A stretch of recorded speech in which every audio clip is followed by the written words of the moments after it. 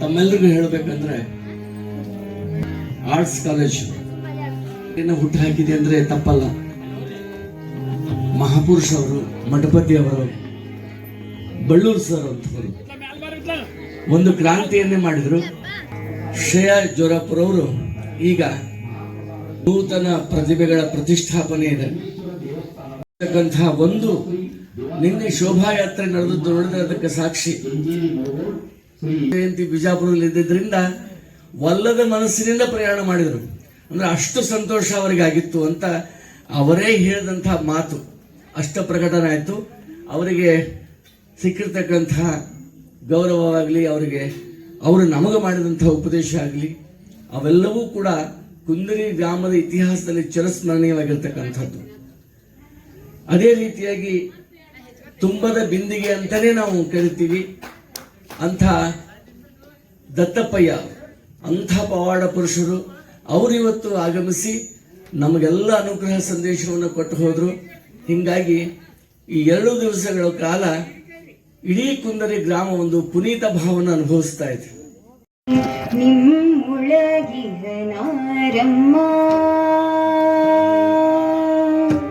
ನಮ್ಮಮ್ಮ ಶಾರದೆ ಉಮಾ ಮಹೇಶ್ವರಿ ನಿಮ್ಮೊಳಗಿಹ ನಾರಮ್ಮ. ಅವರ ದೇವತೆಗಳು. ಹೀಗಾಗಿ ಅವರನ್ನ ನಾವು ವ್ಯಾಸಪೀಠದಲ್ಲಿ ಕೂಡಿಸ್ಕೊಂಡು ನಾವು ಎದುರುಗಡೆ ಕೆಳಗೆ ಕೂತ್ಕೋತೀವಿ.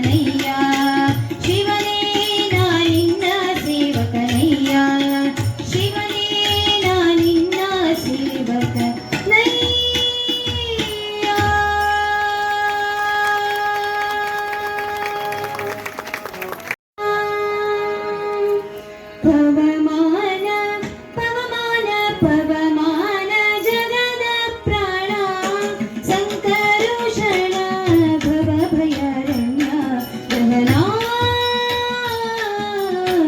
ಪವನ ಶ್ರವಣವೇ ಮೊದಲಾದ ನವವಿಧ ಭಕುತಿಯ ತವ ಕದಿಕಲಿ ಕೊಡು ಕವಿ ಜನಪ್ರಿಯ ಪವಮಾನ ಪವಮಾನ ಪವಮಾನ ಜಗದ ಪ್ರಾಣ ಸಂಕರುಷಣ